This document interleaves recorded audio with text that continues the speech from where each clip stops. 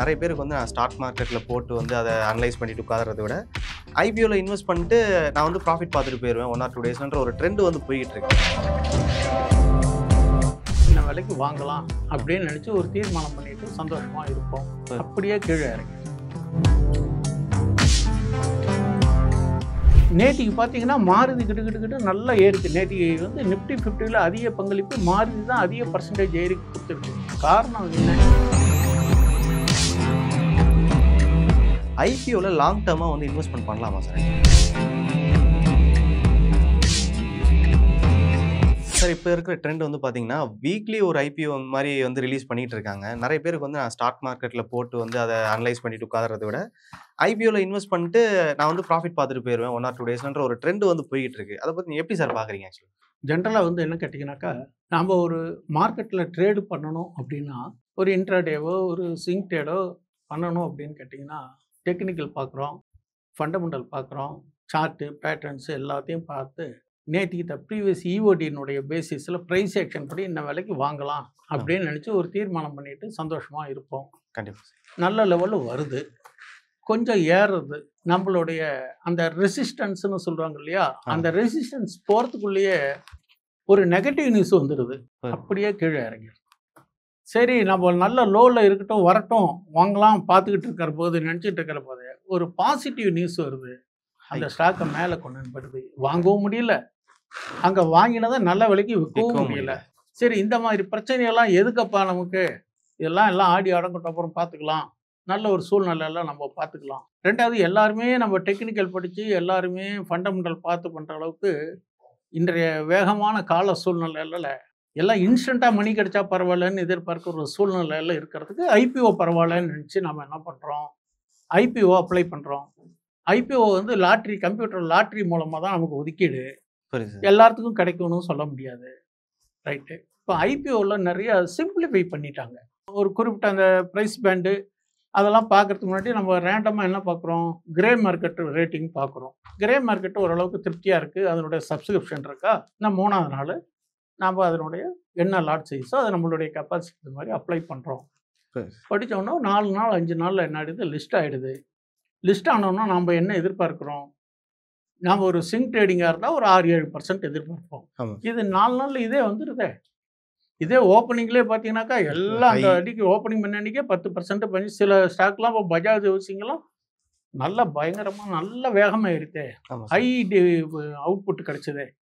அது மாதிரி கிடைக்கிற போது ப்ராஃபிட் புக் பண்ணோமா, வாங்கினோமா, விற்றோமா, கிடைச்சதா ஒரு பேக்கெட் பண்ணி ஒரு 8% 10% கிடைச்சா வருது. அதனால தான் ஏறினப்போ புது ஐபிஓஸ் எல்லாமே ஒரு ஸ்டாண்ட் ஸ்டில் ஆகி இன்வெஸ்ட்மெண்ட் பாலிசியாக இருந்தால் யாரும் விற்கிறதுக்கு வாய்ப்புகள் குறைவு.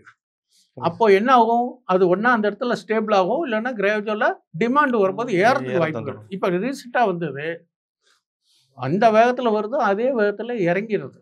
அப்போது செல்லிங் நிறையா வருது. செல்லிங் ஏன் வருது, இந்த மாதிரி ரீட்டைலர்ஸ் ஐபிஓ அப்ளை பண்ணிவிட்டு ஒரு ஈஸியாக ஓரளவுக்கு ஏர்ன் பண்ணுறதுக்கு ஒரு வாய்ப்புகளை பயன்படுத்திக்கிறாங்க. இது தவறுன்னு நான் சொல்லலை, இது ஒரு டெக்னிக்ஸ். இப்போ ஒரு ட்ரெண்டு, ஐபிஓ ட்ரெண்டு நான் வாரத்துக்கு 2-3 வந்துக்கிட்டு இருக்குது. இதில் என்ன ஒன்று கண்காணிக்கணும்னா, எக்ஸிஸ்டிங் ஹோல்டர்ஸ் இருக்காங்க பார்த்தீங்களா, அவங்க கொஞ்சம் இந்த ஐபிஓ வரும்போது கொஞ்சம் நம்ம கவனமாக பார்த்துக்கணும். எப்படி பார்க்கணும்னு சொல்லுங்களேன், ஒரு சின்ன உதாரணத்துக்கு சொல்கிறேன்.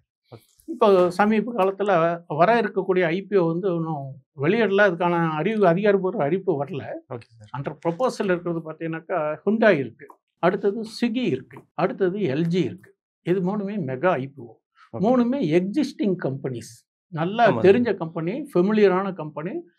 ஹுண்டாயெல்லாம் நல்ல மாருதிக்கு அடுத்த ரேங்கில் இருக்கிற கம்பெனி, நல்ல இப்போ நல்ல ட்ரெண்டில் இருக்க ஒரு கம்பெனி சொல்லலாம். இப்போது அவங்க ஐபிஓ வரும்போது இப்போ மாருதி டாடா மோட்டார்ஸினுடைய விலை நிர்ணயங்கள் என்ன, இதை விட இவங்க குறைவாக ப்ரைஸ் பேண்டு வச்சுட்டாங்கன்னா அப்போ இதுக்கு தானே போய் மக்கள் விரும்பி நம்ம அப்ளை பண்ணுவோம். கண்டிப்பாக சார். ஒன்று, நேற்றுக்கு பார்த்தீங்கன்னா மாருதி கிட்ட நல்லா ஏறிச்சு. நேற்றுக்கு வந்து நிஃப்டி 50ல் அதிக பங்களிப்பு மாருதி தான் அதிக பர்சன்டேஜ் ஏறி கொடுத்துருக்கு. காரணம் என்ன, இன் ஆன்டிசிபேஷன் ஆஃப் ஹுண்டாய் அவங்களுடைய வேல்யூ வெயிட்டேஜஸை இன்க்ரீஸ் பண்ணிக்கிறாங்க. எல்லாம் ஒரு சோசகமாக நடக்கக்கூடிய செய்திகள் இதெல்லாம். Okay sir. இதெல்லாம் நாம் சாமானியர் ப்ரெடிக்ட் பண்ண முடியாது. நிறைய விஷயம் தெரிஞ்சவங்க இதெல்லாம் பண்ணிவிடுவாங்க. நாம் ரீட்டைலர்ஸ்க்கு என்ன தெரியும், ஏதோ டெக்னிக்கல் பார்க்குறோம், இண்டிகேட்டர்ஸ் பார்க்குறோம், வாங்குகிறோம், விற்கிறோம், இதுதான் நம்ம செய்ய முடியும். Okay sir. அப்போது ஹிண்டாய் வரப்போது அதனுடைய ரிஃப்ளெக்ஷன்ஸ் எதில் இருக்கும்? டாடா மோட்டார்ஸ், அந்த மாருதி, இந்த மாதிரி ஆட்டோ செக்டாரில் அதனுடைய எஃபெக்ட் இருக்கும். அது ஏற்றம் இருக்குமா இருக்குமா இப்போ நம்ம ப்ரெடிக்ட் பண்ண முடியாது. ஏதோ சம் ரிஃப்ளெக்ஷன்ஸ் இருக்கும் ஒன்று. அதே மாதிரி ஸ்விக்கி வருதுன்னு வச்சுக்கோங்களேன். எக்ஸிஸ்டிங் ஜொமேட்டோ நல்லா போய்கிட்டு இருக்கு. ஓகே. இப்போ ஜொமேட்டோவுக்கு காம்படிட்டர் ஸ்விக்கி வந்துடுறாங்க. ஓகே. அதில் ஒரு ரிஃப்ளெக்ஷன் கண்டிப்பாக இருக்கும். அப்போது அதனுடைய மதிப்பு எப்படி இருக்கும், இதனுடைய ப்ரைஸ் பாயிண்ட் எப்படி இருக்கும்னு தெரியாது. தெரியாது. அதே மாதிரி எல்ஜி இன்னும் எதுவுமே இன்னும் அஃபிஷியலாக அறிவிப்புகள் வரல. அதனால் ஐபிஓ வந்து 2 டைப்ஸ் இருக்குது. மெயின் போர்டு ஐபிஓ இருக்குது, எஸ்எம்இன்னு இருக்குது. ஸ்மால் அண்ட் மீடியம் என்டர்பிரைசஸ் இருக்குது. அதெல்லாம் சிறிய முதலீட்டில் இருக்கக்கூடிய கம்பெனிகள். மெயின் போர்டு கம்பெனி நல்ல ஒரு சிரமமாக இருக்கிற கம்பெனி பார்த்தீங்கன்னாக்கா, இப்போது இந்த மாதிரி ஹுண்டாயெல்லாம் பார்த்தீங்கன்னா, நீங்கள் இப்போ கொஞ்ச நேரத்துக்கு முன்னாடி கேட்ட மாதிரியெல்லாம் பெருசாக இறங்கிறதுக்கான வாய்ப்புகள் குறைவு. ஏன் அப்படின்னு கேட்டால், நல்ல கம்பெனி எல்லாம் இன்வெஸ்ட்மெண்ட் பாலிசியெல்லாம் வாங்கி வச்சுப்பாங்க. Okay sir. இப்போ அதுக்கு டிமாண்ட் இருக்கும் அப்படிங்கிற ஒரு கண்ணோட்டம். Okay sir. இப்போ வந்து ஐபிஓவில் இப்போ ஷார்ட் டேர்மாக இன்வெஸ்ட்மெண்ட் பண்ணிவிட்டு 1 or 2 டேஸில் வந்து பார்த்தீங்கன்னா சேல் பண்ணிட்டு போகிறாங்க. அப்படி ஒரு ஸ்ட்ராட்டஜி இருக்குது. ஐபிஓவில் லாங் டேர்மாக வந்து இன்வெஸ்ட்மெண்ட் பண்ணலாமா சார்? ஆக்சுவலி பண்ணலாம் சார். இப்போது எனக்கு தெரிஞ்ச நண்பர்கள்லாம் பார்த்தீங்கன்னா, டைட்டன், டாடா மோட்டார்ஸ், டைட்டன்லாம் கிட்டத்தட்ட ஒரு ₹100 ₹150 இருந்த காலத்தில் வாங்கி இன்றைக்கி அது ₹4000 வந்திருக்கு. அதே மாதிரி ஒரு மல்டிபேக்கர் ஸ்டாக்ஸ் அப்படின்னா என்ன? எடுத்த உடனே மல்டிபேக்கர்னு முத்திரை குத்தி நம்ம வரதில்லை.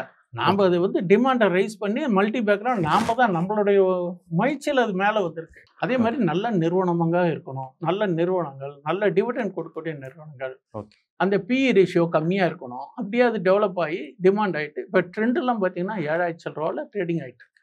ஓகே. இப்போ டைட்டன் பார்த்தீங்கன்னா 4000 நியர்பை ட்ரேடிங் ஆகிட்டு இருக்கு. எல்லாமே 300 400லேருந்து வந்தது தானே இன்றைக்கி 3000 4000 வந்திருக்கு. நான் இதே மாருதியை நான் 2002 2004லாம் பார்த்தீங்கன்னாக்கா ₹700 800 நான் இன்ட்ராடே ட்ரேடிங் பண்ணியிருக்கேன். ஆனால் அந்த அன்னைக்கு நான் என்ன பயப்பட்டேன்னா, திடீர்னு இறங்கி ₹100 வந்துடுதுன்னா என்ன பண்ணுறது? அப்போ நமக்கு வழிகாட்டலுக்கு யாரும் இல்லை, டெக்னாலஜி கிடையாது, யாரோ ஒரு புரோக்கர் நம்பி தான் செய்வோம், அவங்க பார்த்து கொடுக்கணும். அந்த மாதிரி சிரமங்கள்லாம் இருந்தது. ஆனால் இன்றைக்கி நமக்கு எல்லாமே உள்ளங்கையிலேயே எல்லாம் பார்த்துக்குறோம். அதனுடைய ஜாதகங்கள் எல்லாமே நமக்கு தெரிஞ்சிருது. ஏற்ற இறக்கங்கள், பிஇ எவ்வளோ இருக்குது, டெப்த்து பார்க்குறோம், ப்ரைஸ் ஆக்ஷன் பார்க்குறோம். அதனால் ஐபிஓவில் பண்ணலாம். ஐபிஓ வந்து ஷுட் பி ஒரு ஸ்டாண்டர்ட், ஒரு இன்னும் பிரபலமான ஒரு நிறுவனமாக இருந்து, நல்ல கேபிட்டலைசேஷன் இருந்து, கடந்த காலத்தில் உங்களுடைய ஆடிட்டட் ஸ்டேட்மெண்ட் எல்லாம் பார்க்கணும். நம்ம பார்த்துட்டு சாட்டிஸ்ஃபைடாக இருந்தால் 3 இயர்ஸ்க்கு இருந்ததுனாக்கா வாங்கி அதை ஒரு ப்ரிசர்வ் பண்ணிக்கலாம். Okay sir. இப்போ வந்து இப்போ நார்மல் பீப்புள்ஸ் வந்து ஐபிஓவில் இன்வெஸ்ட்மெண்ட் பண்ணுறாங்க. இப்போ ரீட்டைலர்ஸ் வந்து பார்த்தீங்கன்னா அந்த ட்ரெண்டை யூஸ் பண்ணி அந்த 1 or 2 டேஸில் வந்து நல்லா ஹைப் இருக்கும். ஏன்னா நீங்கள் சொன்ன மாதிரி பஜாஜ் ஹவுசிங் ஐபிஓ ரிலீஸ் ஆனது ₹70 தான் ரிலீஸ் ஆச்சு. அதோட ரேட்டு 1 டேலே ஆல்மோஸ்ட் வந்து ₹165 சம்திங் வந்து கிட்டத்தட்ட 135% வந்து ப்ராஃபிட் கொடுக்குற அளவுக்கு அது ஒரு ஹைப் இருந்துச்சு. சரிங்களா? அப்படி இருக்கும்போது நார்மல் பீப்புளும் அதை யூஸ் பண்ணி அதே மாதிரி ட்ரேட் பண்ணலாங்களா? நார்மல் பீப்புள் வந்து டெக்னிக்கலாக அதனுடைய இண்டிகேட்டர்ஸ் இதெல்லாம் ஃபாலோ பண்ணி ஒவ்வொருத்தருக்கும் ஒரு ஸ்ட்ராட்டஜி வச்சுருப்பாங்க. ஓகே. ஒவ்வொருத்தருக்கும் ஒரு ஸ்ட்ராட்டஜி வச்சுருப்பாங்க. அதை வச்சு பண்ணலாம். ப்ரீவியஸ் டேனுடைய ஈஓடியை வச்சு பண்ணலாம். அல்லது இன்றைக்கி எப்படி இருக்கும், அதனுடைய மூமெண்ட்ஸ் எப்படி இருக்கும், அந்த செக்டார் ஹவுசிங் செக்டார்லாம் எப்படி இருக்குது, ரியாலிட்டி செக்டார் எப்படி இருக்குன்னு தகுந்த மாதிரி தான் இதனுடைய ஆக்டிவிட்டீஸ் இருக்கும். பண்ணலாம், இன்ட்ராடேவும் பண்ணலாம். அப்போ வந்து பஜாஜ் ஹவுசிங் ஃபைனான்ஸு ஒரு நாள் ஹை ஃப்ரீஸ் ஆச்சு, ஒரு நாள் லோ ஃப்ரீஸ் ஆச்சு. ரெண்டுமே நடந்திருக்கு. ஸோ அதில் செல்லர்ஸ் அதிகமாக வந்திருக்காங்க. ரீட்டைலர்ஸ் வாங்கினவங்க ஓரளவுக்கு திருப்தியாக நமக்கு கிடைச்ச லாபம் போகிறோன்னு செல்லப் கொடுக்குறோம், வரத்தானே செய்யும்.